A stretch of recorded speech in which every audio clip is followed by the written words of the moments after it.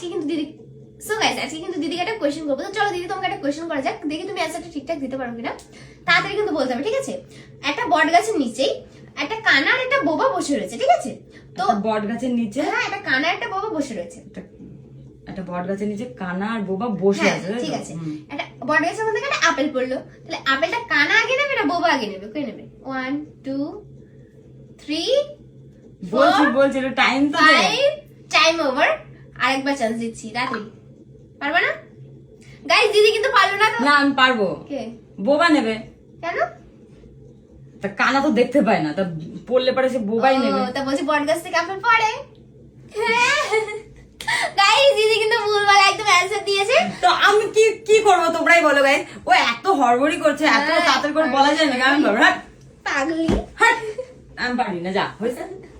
ভালো হয়েছে গাইস, আমি পারি না গাইস, আমি পারি না। পাগলি